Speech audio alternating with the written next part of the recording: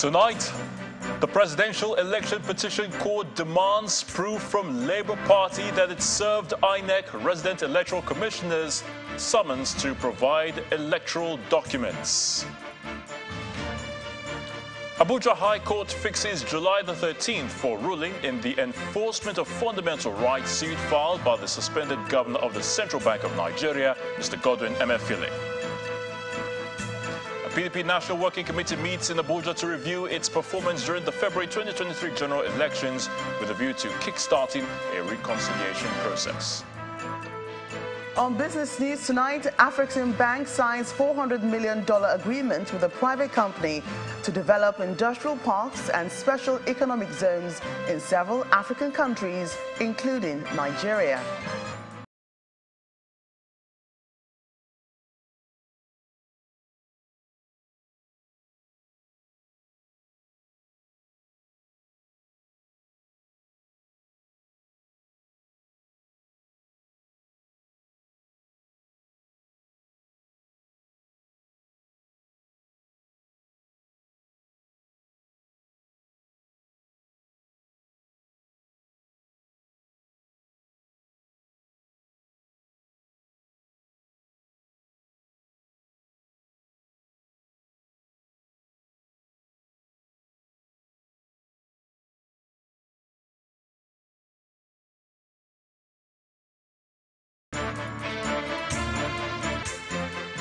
We begin with legal matters and at the presidential election petition court, where the table seems to have turned as the tribunal is challenging the Labour Party to present proof that it served INEC resident electoral commissioners across the country summons to provide electoral documents.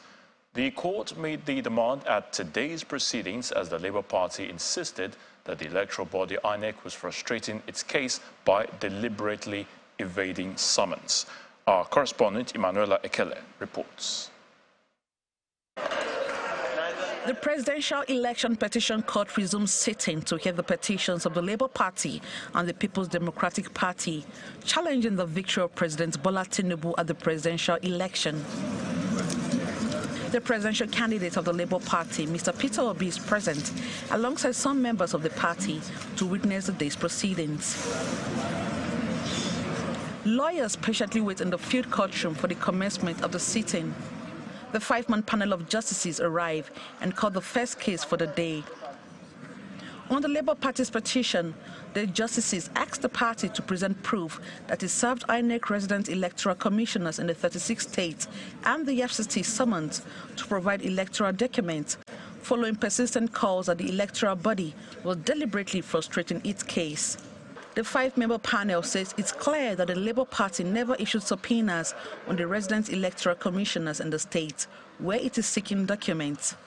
Counsel to Labour Party Levi Uzuaku had informed the court that INEC chairman Mahmoud Yakubu had given his commitment that all electoral documents will be made available on demand from the recs. But the court stated that the party did not explore Section 74 of the Electoral Act, which states that they must, on demand, provide documents within 14 days to the said party or pay a fine of 2 million naira or imprisonment, or both for defaulters. The court says it's clear that the party didn't lodge a complaint on the delay of the document and has also failed to apply the penalty clause as stipulated in Section 74. Meanwhile, under cross-examination for the party, a witness, Clarissa Oga, who is a staff of Amazon, admitted to being caught in her own capacity. She says there was no technical glitch on the INEC server during the presidential election. She, however, admits that glitches can occur at any time while using the Amazon software and application. The court stood on its proceedings and reconvened at 2 p.m. At the resumed hearing, the presidential candidate of the People's Democratic Party, Atiku Abubakar, and his party told the court that they will close the case challenging the declaration of President Bola Tinubu as a winner of the presidential election on Thursday. According to a pre-hearing report, the petitioners were supposed to close the case on Tuesday, but the lead counsel, Chris Uche, brought to the notice of the court that they lost 2 days out of the days allotted to them and asked that the days be returned to them. The petitioners have so far called 25 witnesses out of the 100 witnesses they proposed. He says they might call additional 5 witnesses to have a round figure 30 witnesses called. The counsel to PDP says that some of the documents to be tendered in the remaining 2 days will take the place of the remaining 70 witnesses. The 5-member panel of justices, led by Justice Haruna Samani, adjourned till Wednesday, June 21, for continuation of hearing in the petitions. Emanuela Ekele, Channels Television News.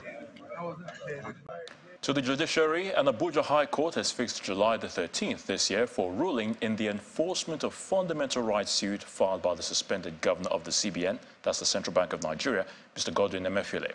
Justice Hamza Muazu fixed the date after listening to submissions made by parties in the matter. Mr. Emefiele had approached the FCT High Court in Abuja, challenging his detention by the Department of State Services, DSS. A lawyer to the suspended CBN governor, Mr. Joseph Daudu, in his argument faulted the preliminary objection raised against the suit by the respondents, insisting that the offences listed against the suspended CBN governor are state offences that can be entertained by the FCT High Court. Counsel representing the Attorney General of the Federation, Tijani Ghazali, on his part informed the court that the office of the AGF is challenging the jurisdiction of the court to hear the case brought before it by the applicant.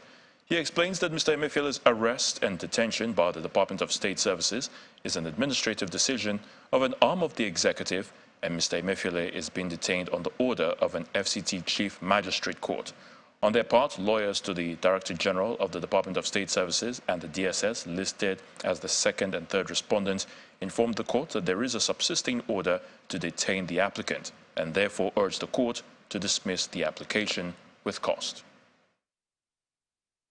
In another legal matter, a federal high court sitting in Abuja has fixed July the 20th this year for ruling on the application filed by the council to pro-Biafra agitator Mr. Nnamdi Kanu, asking the court to compel the Department of State Services to allow him access to a medical doctor of his choice. At the hearing of the suit filed by Mr. Kanu, a lawyer to the detained leader of the proscribed indigenous people of Biafra, Mr. Mike Ozekome, informed the court that the IPOB leader requires urgent ear surgery. Mr. Ozekome explained that the DSS has repeatedly refused to grant Mr. Kanu access to his personal doctor and has also refused to release his medical records. But counsel to the DSS argued that Mr. Kanu was being given proper feeding and medical attention while in DSS custody. At that meeting, I told the Director of Legal Services, after we had brainstormed for more than 1 hour as to how and why such a short surgery will be done. And the meeting was actually instigated by my letter to the DSS that Nnamdi Kanu should be allowed to have this ear surgery based on your own medical report. The SSS itself, their doctor, their in-house doctor, checked his ear in November 2022 and found that it was having some blockage, and that there was a need to operate on this ear before he gets deaf. I therefore wrote to the SSS to let us meet, and they approved that meeting.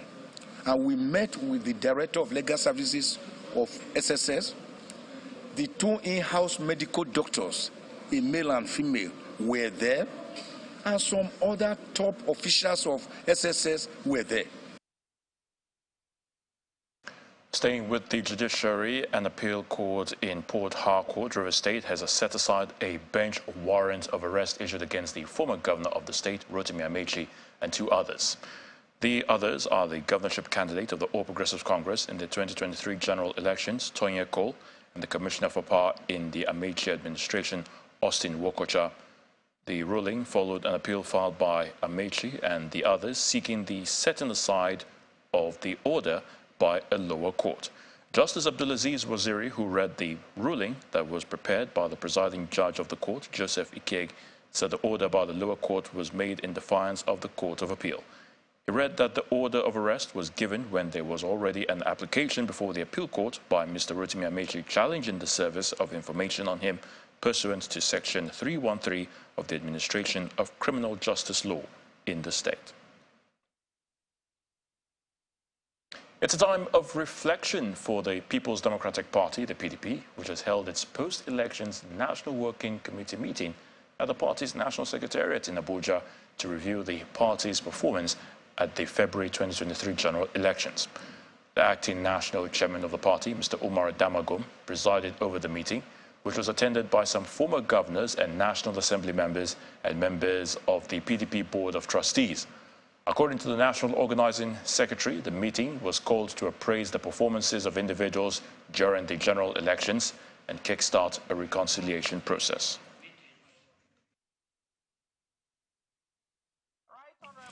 Members of the National Working Committee of the People's Democratic Party are meeting with some selected members of various committees in the party to appraise their performances during the 2023 general elections. Some prominent members of the party, including the presidential candidate Alhaji Atiku Abubakar and his running mate, Senator Ifeanyi Okowa, and the former governor of Rivers State, Mr. Nyesom Wike, are absent, even though they were invited to the meeting. The acting national chairman of the party, Mr. Umar Damagum, begins his remarks with a caution, asking members to be mindful of their criticism. This meeting is going to be an interactive session. And I want us to be cautious of the fact that while making your contribution, we should be mindful of the fact that we are one family. Contribute in a manner that will not hurt the sensibility of this. The organizing secretary gives a preview of the party's performance during the elections, informing members that the PDP won 342 seats across the state houses of assembly, 116 seats in the House of Representatives, 36 seats in the Senate, and 13 governors. The failure of the PDP to win the presidential election has raised some tension within the party, as some members suggest that those who seem to have worked against the party be expelled. However, this meeting is to douse the tension within the party, as it appears there are no immediate plans to expel anyone from the party. Everybody here knows what happened in 2023. We contributed individually, we contributed collectively. So what Mr. Chairman said is, if you rise to speak, I beg you to state your own role in 2023 elections, either positive or negative, before you jump to accuse somebody either negative or positive. We are called sort of names because we went to Port Harcourt, and I believe it will come up here. In my state, even today, somebody said we should suspend somebody. I said no. He's free to go to wherever he wants to go. Suspending him means you have acknowledged the fact that he has done bad to the party. Suspension will not be an answer to bad behavior of the party. This is the first time the PDP is holding this kind of meeting to review its performance at the 2023 general elections. Meanwhile, the PDP in Imo State says there's no cause for alarm as the party still remains intact and prepared and optimistic of winning the November governorship elections in the state, that's in Imo State, despite the defection to the APC of some of the key offices of its state working committee. Addressing journalists in Owerri, the Imo State capital, the party dismissed the reasons given by the 7 officials who left the party for the ruling party, describing them as false.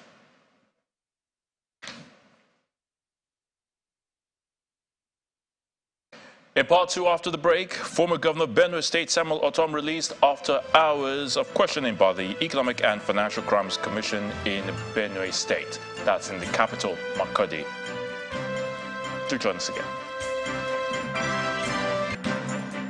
Welcome back. If you've just joined us, you're watching the news at 10, coming to you live from Channels Television. A reminder of our top stories. The presidential election petition court demands proof from Labour Party that it served INEC resident electoral commissioner summons to provide electoral documents. Abuja High Court fixes July the 13th for ruling in the enforcement of fundamental rights suit filed by the suspended governor of the CBN, Mr. Godwin Emefiele. PDP National Working Committee meets in Abuja to review its performance during the February 2023 general elections with a view to kick-starting a reconciliation process. And search teams race against time to find the tourist submersible that went missing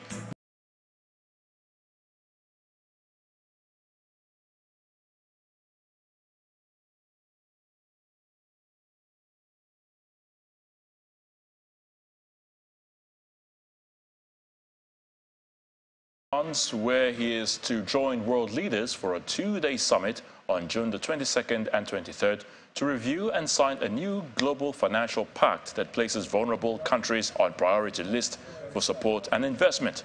The President's Special Advisor, Special Duties, Communication and Strategy, Dele Alake, had explained yesterday that the President will participate in the summit, which will discuss opportunities to restore fiscal space to countries that face difficult short-term financial challenges, especially the most indebted. President Bola Tinubu is expected back in the country on Saturday, June the 24th.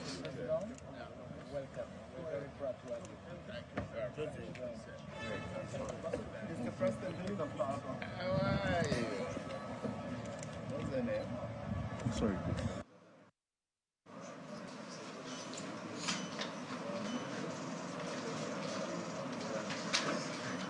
That's the new man in charge of the Nigeria Police, Mr. Kayode Egbetokun, being decorated with his new rank of Inspector General of Police by the Vice President Kashim Shettima, becoming the nation's 22nd IGP. The Vice President performed the ceremony in his office, supported by the new IGP's wife. Other government officials present at the ceremony include the Secretary to the Government of the Federation, George Akume, Governor of Imo State, Hope Uzodinma, who chairs the Progressive Governors Forum, and the Chief of Staff to the President, Femi Gbajabiamila, as well as the former IGP, Usman Alkali Baba. Speaking after the decoration, the new police chief says he is energized for the job, while his predecessor expressed confidence in the ability of the new man in charge to take the Nigeria Police to the next level. It's a stage. You come, you walk, and you go. I'm happy I'm handing over to somebody I know that will carry the mantle of leadership from where I have stopped. We grew up in the job, we grew up together. I was his boss at a time, not even when I was IG. He worked under me twice. We've been working together, and I know how he can go ahead to champion the cause of the police from where I have stopped. I have just been decorated, and I'm looking forward to taking over tomorrow morning by 11 a.m. I really can't describe how I feel presently, but if I have to tell you anything, I will tell you that right now, I feel like a tiger inside of me, ready to chase away all the criminals in Nigeria.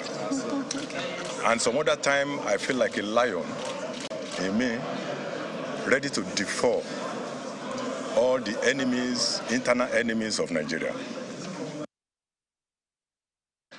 Meanwhile, the President has approved the return of the National Emergency Management Agency, NEMA, and the National Hajj Commission of Nigeria to the Office of the Vice President for supervision in compliance with their various establishment acts.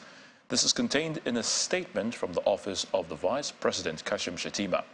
NEMA was initially a parastatal under the Ministry of Humanitarian Affairs, and the Hajj Commission was previously under the supervision of the Office of the Secretary to the Government of the Federation. President Bola Tinubu has also approved a formal structure for the Office of the Vice President, as well as an appropriate number of technical and administrative aides that will work with the Vice President in the discharge of his responsibilities. In the meantime, the governing boards of two federal agencies have been exempted from yesterday's dissolution by the President. A statement from the Office of the Secretary to the Government of the Federation clarifies that the boards of the National Drug Law Enforcement Agency and the National Agency for Food and Drug Administration and Control are excluded from the directive, although no reason was stated. President Bola Tinubu yesterday had approved the dissolution of boards of federal government parastatals, agencies, institutions, and government-owned companies, except those listed in the third schedule and section 153, subsection 1 of the 1999 Constitution, as amended. A former governor of Benue State, Mr. Samuel Ortom, has been freed by the Economic and Financial Crimes Commission, EFCC, after being questioned for hours over his actions while he was state governor. Mr. Ortom was said to have honored an invitation by the anti-graft agency earlier today, but was detained after arriving at the Makurdi office of the EFCC. The PDP in Benue State has hailed his decision to honor the EFCC invitation and answer questions about his 8-year tenure as governor, describing his action as exemplary. A coalition of civil society groups under the aegis of the Civil Society Legislative Advocacy Center, CISLAC, wants the president to release his administration's agenda on how he intends to fight corruption in the country. They are also asking President Bola Tinubu to avoid appointing persons of questionable character into his administration. Addressing a news conference in Abuja, the executive director of the group, Mr. Awal Rafsanjani, called for a national commitment of the government in sanitizing the nation. This is necessary in order to give confidence to Nigerians and international community that his government is not going to be populated with crooks, criminals, people with allegation of corruption, and people who have bought their way and capture power for personal use. It is important that he makes such commitment.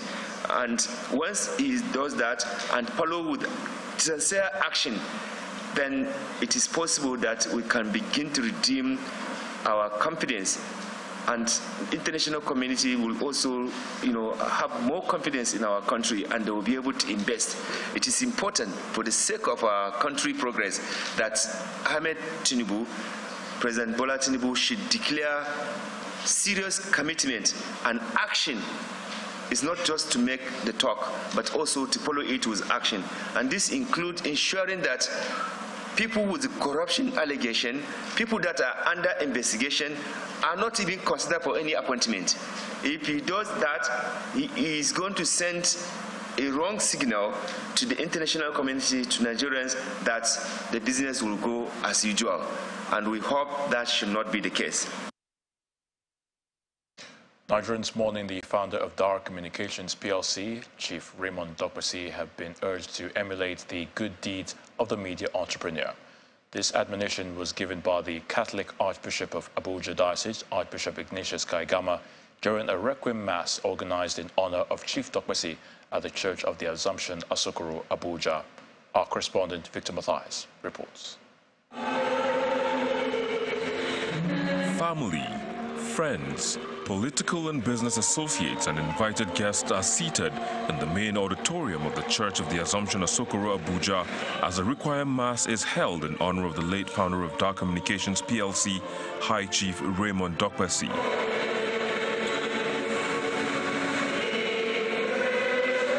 Leading the procession to signal the commencement of the Mass is His Eminence, John Cardinal Onayekon, and the Archbishop of the Abuja Diocese, Ignatius Kaigama.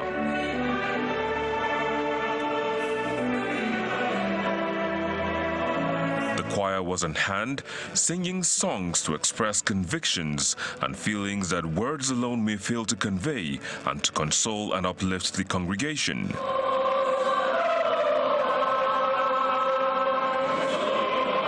Amongst them are Governor Godwin Obaseki of Edo State, former governors Udom Emmanuel of Akwa Ibom State, and Governor Hope Uzodinma of Imo State, the newly appointed National Security Advisor, Mr. Nuhu Ribadu, as well as the management of Channels TV Abuja, amongst others. The officiating ministers extolled his virtue and contributions to the church, humanity, and the broadcast industry. Through the sacrifice of this Mass, we beg and ask God to forgive his sins and shortcomings, and to command that his name be written in the book of life. And as he leaves the land of the dying, may God graciously admit him in the land of the living. We allow good people to die for nothing. So this should be a lesson. Imagine people, yesterday at the Day of Tribute, people came from all over, everybody speaking gloriously about him. And in this church again, if this was such a good Nigerian, why did we waste him? The family is grateful for the kind words. We're deeply moved by the outpouring of love and support for our family. Your presence, your prayers, and kind words have been a great source of comfort to us during this difficult time. To strengthen the bond of the congregants who were all part of the body of Christ on earth, a communion was served.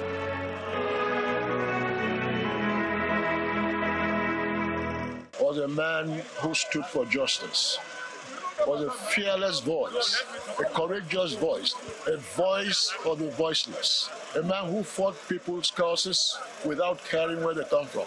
When we attend a funeral, a burial ceremony like this, and then people list all his good virtues, the issue is, are we struggling on a daily basis to live out these virtues?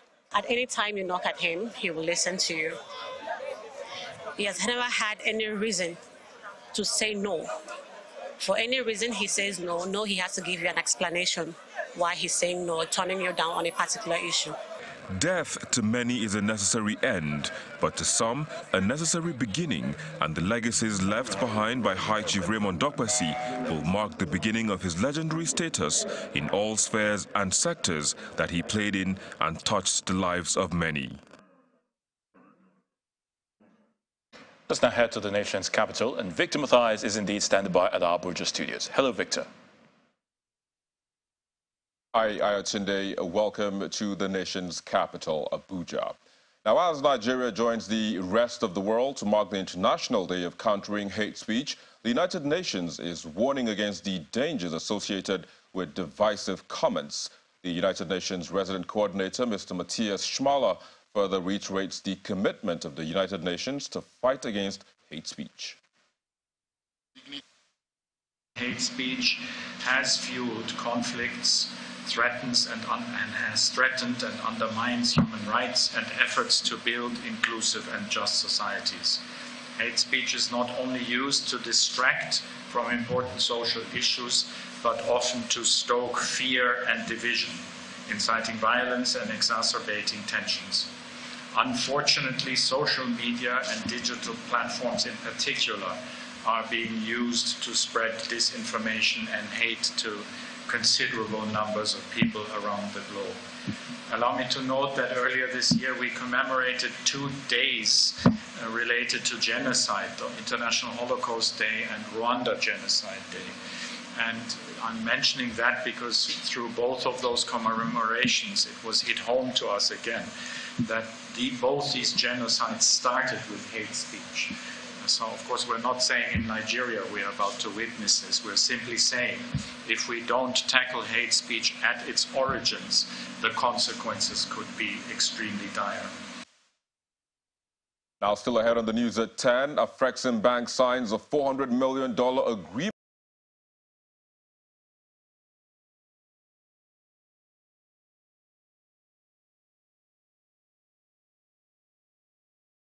Thanks for staying with us. Now, the Economic and Financial Crimes Commission, EFCC, is seeking new ways to strengthen its structures and strategies in the fight against financial crimes and cybercrime in the West African sub-region, including long-term collaborations. This is according to the acting chairman of the EFCC, Mr. Abdul Karim Chukol, at the opening of the Cybercrime Peer Exchange Program in collaboration with the Economic and Organized Crime Office of Ghana.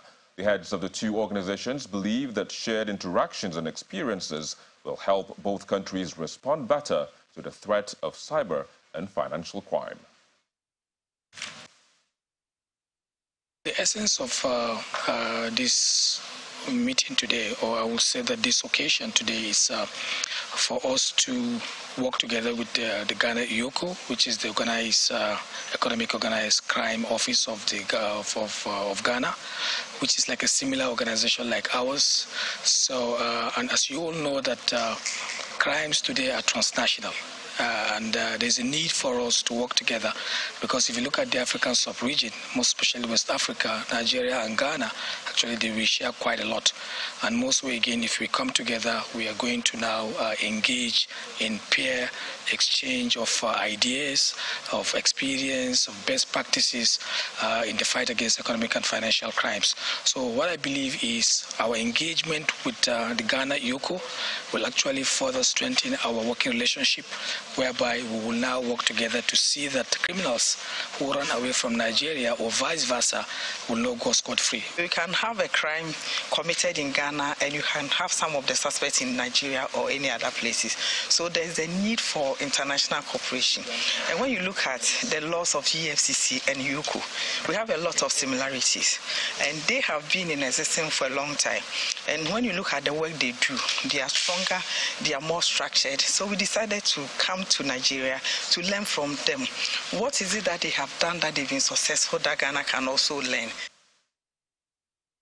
Now, with the new administration now in place, there is the need to kickstart critical and informed discourse centered on the overhauling of the practices, nuances and laws that govern finance in Nigeria. This formed part of discussions at the Fiscal Options and Post-Election Governance series organized by Nigeria's civic tech organization, Budget, in collaboration with the MacArthur Foundation. The focus of the conference, which held in Lagos, was to examine in detail how Nigeria can substantially improve her overall economic competitiveness. All of us. It's a gathering of high-level policymakers and experts from governments and intergovernmental organizations, CEOs and decision-makers from the private sector, among others. And they are one of those who've really shown... For Budget's Global Director, the Fiscal Business Series will set the tone for issues and reforms on the cost of governance. What's going to be the culture of the new government on play? Is it going to be accountable to the people? Is it going to be efficient? Is it going to focus on optimal service delivery for the people? Is it going to be pro-people, or is it going to be pro just the political class? Thank you very much for that. Managing Director and CEO of Sterling Bank PLC, Abubakar Suleiman, who doubles as the keynote speaker of the series, outlines key elements required for effective governance. How bad is the debt crisis? I mean, everybody keeps talking about the debt crisis. First, it was a debate of, oh, do we have a debt problem? Do we have a revenue problem? I'm one of those atheists that says that it's a revenue problem. I mean, people say, oh, but you can't spend until you have. That's true. That's a governance problem. But the actual problem we face is not that we have too much debt. In fact, we are heavily under-leveraged as a country. The problem is that we have not optimized the balance sheet, both the people and the non-people side. So we do not, I'm not saying borrow more. I'm saying even if you stop borrowing today, you haven't solved the nation's problem. The nation needs a lot more capital to grow, to build. You don't stop building. And we have the capacity to be able to borrow the money to build. So I do agree that we need to fix our current issues with, debt service to revenue and all of that.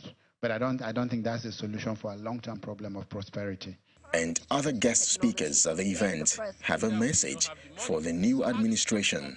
Use technology for tax intelligence. I already told government, forget about tax identification number. We are not at that point. When I hear tax identification number for registering vehicle and stuff, I'll go and register in the name of my grandma in the village. She has nothing to do with the economic system. Or I'll use my 4-year-old. I'll still ride the car. Most women in tech drop out within the first 10 years. And that's for so many reasons. Sometimes it's workplace policies, unfriendly workplace, harassment in the workplace. But I think a biggest part of it is women who are not even encouraged to pursue technology in the first place. The program also featured a question and answer session with discussions around opportunities in the 2023 budget, fiscal options in a post-election environment, as well as key elements required for effective governance in the new cycle. That's it from the nation's capital. It's back to Ayatunde in Lagos with the rest of the news at 10. Many thanks, Victor. Sustaining the environment through renewable energy and a green economy was top on the conversations at a one-day seminar in Lagos. The event was courtesy of foremost cement producers of Lafarge Africa Limited, which brought professionals and government officials together to define a path to sustainable development at its Concrete Ideas 6.0 event. According to participants at the event, the practice of recycling materials during pre- and post-productions will aid nations and companies achieve zero emission of carbon dioxide in the future. Conversion of waste to energy is the focus of this conference, as many professionals and organizations now acknowledge the adverse effects of carbon dioxide emission on the environment. Lafarge Limited, one of Africa's largest cement producers, is in Lagos to continue its public awareness on green environment and sustainable energy, as conversations around renewable energy and green environment are at the fore of this year's conference in its 6th edition. Our Concrete Ideas journey has been one of collaboration and positive impact. Through Concrete Ideas, Lafarge Africa has over 2 years assembled thought leaders from the public and private sectors to deliberate on policies to promote investment and best practices in the construction and allied sectors. Technologies to be able to harness this. The event brings together government officials, professionals and private entities to aid the growth of a green economy and renewable energy in Nigeria and Africa as a whole. Speaking on the sideline, a professional shares the importance of renewable energy. The renewable energy will first of all help to reduce the carbon footprint, of CO2 in the atmosphere, and also for the organizations. Then number 2 is going to provide a cheaper way of powering those organizations over time. With a promise to continue investing in environment-friendly projects, Lafarge management sheds more light on the philosophy behind the green project. It's about reducing our carbon footprint, and it's also about managing waste efficiently and collaborating with different organizations to ensure that our footprint, when it comes to waste, that we contribute our quota into this. We want to preserve the country, the economy, the environment, and we have to be sustainable. So everything around sustainability, from decarbonization, from waste management, from preserving value of the materials that we produce, improving consumer behaviors, everything. So that's the rationale behind the event. As platforms like this from the private sector spring up in Nigeria and Africa, the call for more collaboration with governments across board is resounded, with hopes that the United Nations Sustainable Development Goals will be achieved. In other company news, shareholders of the Central Securities Clearing System PLC have passed a vote of confidence on the company, which they describe as a company of the future. The shareholders were speaking during the 29th annual general meeting of the securities company in Lagos.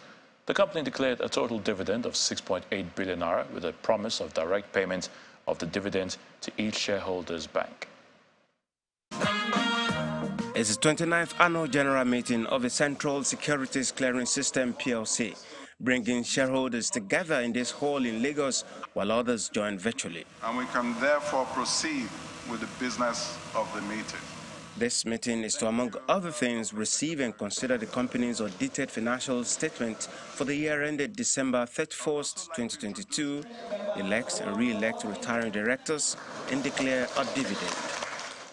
With a gross earnings of 11.5 billion naira, an increase of 9.5% over the previous year, and a profit of 5.1 billion naira, the company is declaring a dividend of 87 kobo and a one-time special dividend of 50 kobo per share.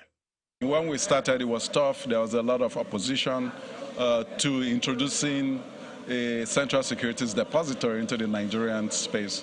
But over time, people got used to it. It became more efficient. And today, you can declare dividend and pay same day. You can, it's highly automated. So our journey has been one of progressive growth. It's good outing regardless. The company promises to sustain its strategic strength. This strategy we put in place started in 2021, just post-COVID.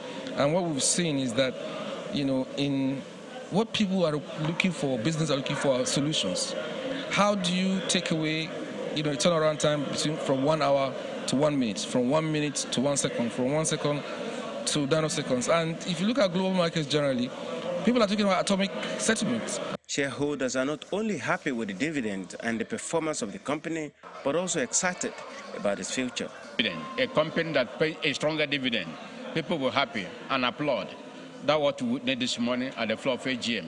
at this headwind. A lot of companies are scratching how to ends meet. Some of them are paying lesser dividend. But if a company, that's based on what they're doing, they're on track, they're doing very well. So the future is very, very bright. CSCS flaunts the bragging right as being Nigeria's first financial market infrastructure. The company processes securities in electronic book entry form and provides an effective single access point for all post-trade services in the Nigerian financial market, covering all forms of capital and money market securities. It's now time for business news, and Joke Rogers is standing by. Joke?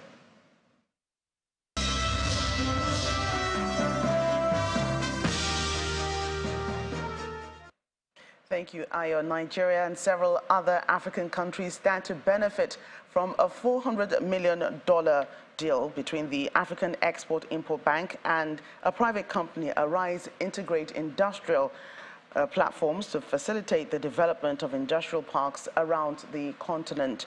The amount is a tranche of the proposed $1 billion global credit facility for the continent. It represents a continuation of the support provided by Afreximbank, with over $700 million spent over the past decade for special projects in Gabon, Togo, and Benin Republic. And as the Afrexim meeting winds down in Ghana, attention has been directed to raising capital for businesses in Africa to stimulate growth. One of the panelists, the managing director of the Bank of Industry, Olukayode Piton, says wants the idle funds to be put into productive use. I have a 60-minute clock. We have 10 people. The other thing that we have learned is that, look, Africa has a lot of capital. Many countries, you talk of the pension funds, you talk of domestic savings, but most of these funds in foreign exchange are in foreign banks. We need to create African champions. Can we put some of those monies in Afrexim? Can we put some of those monies in AFC and some of the regional banks and back them up to make them bigger? You say Africa is risky, but from statistics, Africa actually, in terms of defaults, it has lower default than many of the other regions that have better ratings. Are the rating agencies fair to Africa?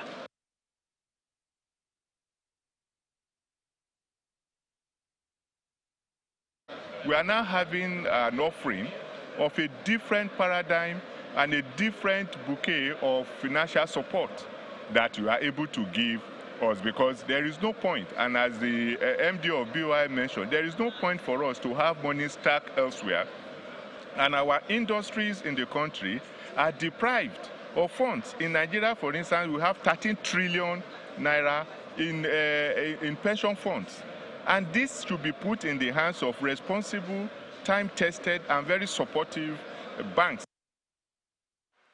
From there, we head to the Nigerian stock market, which ended the day marginally higher as bargain hunting in Seplat and some other bellwether equities added 51 billion naira to the overall market value. John Mekwa tells us more.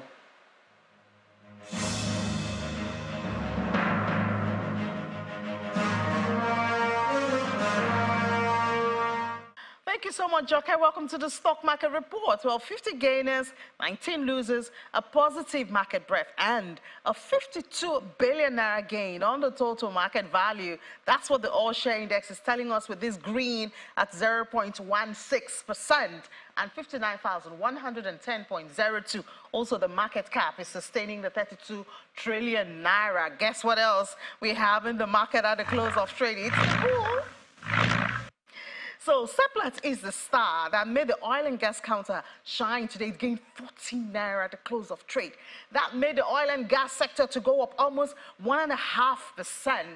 Maybe it's the subsidy, I don't know. But banking is also up marginally, 0.02%. Consumer goods also marginally up 0.06%. Looking at the activity chart, it's red. It's not like yesterday's. Lower compared to what the numbers were yesterday, but we still have high numbers there.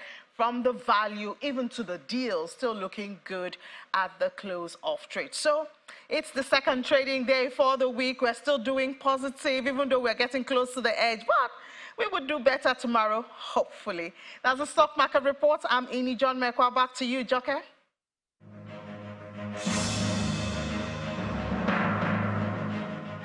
That's business news. All the news at 10. Ayo, back to you. Well, thank you so much, Joker. Well, the missing tourist submersible is supposed to provide passengers a close enough view of the wreck of the famous ship, that's Titanic. And we learned that British-Pakistani businessman Shahzada Dawood and his son Suleiman are 2 of the 5 people on board. The Dawood family is one of Pakistan's richest. Dawood is a trustee at the SETI Institute, an organization researching the origins and prevalence of life and intelligence in the universe. Only few submersibles capable of taking people 4,000 meters below the ocean surface exist. And the company behind the expedition, Ocean Gate, says it's one of the only private companies in the world that has one. Here's Simon Pusey with more on this and other international stories and around the world in 5. Good evening and welcome to the channel's studios here in London with your international news around the world in 5. Search teams are racing against time to find a tourist submarine that went missing during a dive to the wreck of the Titanic. British-Pakistani businessman Shahzada Dawood and his son Suleiman are 2 of the 5 on board. Another of those believed to be in the craft is British businessman and explorer Hamish Harding, a billionaire here pictured with his wife in 2019, attempting an around-the-world record for an aircraft. Contact with the small sub was lost about an hour and 45 minutes into its dive to the wreck site on Sunday. The site of the famous Titanic wreck is about 600 kilometres off the coast of Newfoundland and lies in 2 parts, with the bow and the stern separated by about 800 metres. A full dive to the wreck, including the descent and ascent, reportedly takes 8 hours. It is thought the crew members had 4 days' worth of oxygen left at most. The location of the search is approximately 900 miles east of Cape Cod in a water depth of roughly 13,000 feet. It is a remote area, and it is a challenge to conduct a search in that remote area, but we are deploying all available assets to make sure that we can locate the craft and rescue the people on board. Russian drones have targeted the capital Kyiv and other cities in the early hours of Tuesday, hitting critical infrastructure in Lviv in the west. That's according to Ukrainian officials. Ukraine's Air Force say 35 drones were launched and all but 3 shot down. The local authorities say the attack on Lviv triggered a fire, but no one was injured. The raid on Kyiv and a missile attack on Zaporizhia in the south were both described as massive. Controversial influencer Andrew Tate has been charged in Romania with rape, human trafficking and forming an organised crime group to sexually exploit women. His brother Tristan and 2 associates have also been charged. All have denied the allegations. The Tate brothers were first arrested at their Bucharest home in December. In March, they were moved from custody to house arrest following a ruling by a Romanian judge. The indictment, deposited with the Bucharest court, says that the 4 defendants formed an organised criminal group in 2021 to commit human trafficking in Romania, but also in other countries, including the United States and the UK. It names 7 alleged victims who it says were recruited by the Tate brothers through false promises of love and marriage. French police are searching the headquarters of the organisers of the Paris 2024 Olympic Games. Officials say the raids are part of 2 preliminary corruption investigations. The probes are reportedly in connection with the attribution of contracts for building projects linked to the Summer Games. A spokesperson for the Paris 2024 organising committee said the body was cooperating fully with the investigators. The warring military factions in Sudan have accused each other of violating the latest temporary ceasefire. The Sudanese army said the paramilitary rapid support forces had carried out an attack in North Darfur for a 2nd consecutive day. On Monday, the Red Cross said the ceasefire was not being respected and they had to abort an operation to transfer wounded soldiers to a hospital. Earlier, residents in the capital Khartoum reported a lull in fighting, saying they had heard no airstrikes, artillery or other fighting there. US and Saudi mediators had announced the 72-hour truce on Saturday. Previous truces have been poorly observed. And 4 Chinese water deer, also known as vampire deer because of their sharp fangs, will be moved to London Zoo in July, where they will be protected from predators. The fawns are currently being hand-reared at Whipsnade Zoo in Bedfordshire, the UK's largest conservation zoo. They weighed a little over 400 grams when they were born, which is the same as a can of soft drink. Once they are settled at London Zoo, visitors will be able to see them. The species have been listed as vulnerable on the ICUN Red List of threatened species as their populations are diminishing due to habitat loss and hunting. And that's your international news around the world in 5. Now back to the channel's studios in Lagos.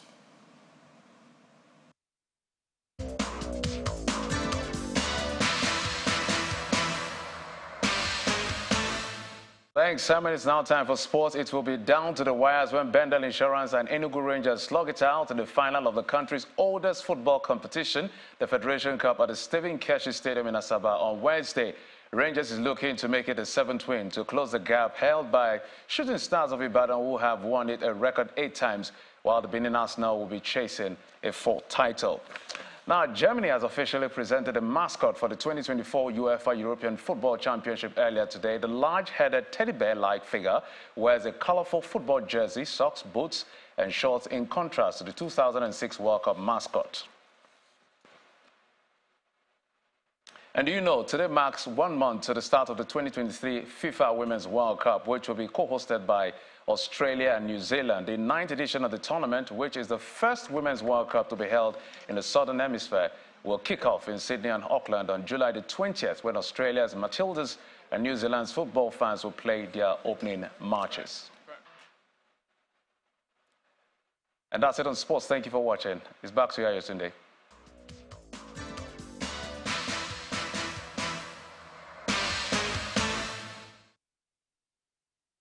Many thanks, Jeffrey. And the main news again.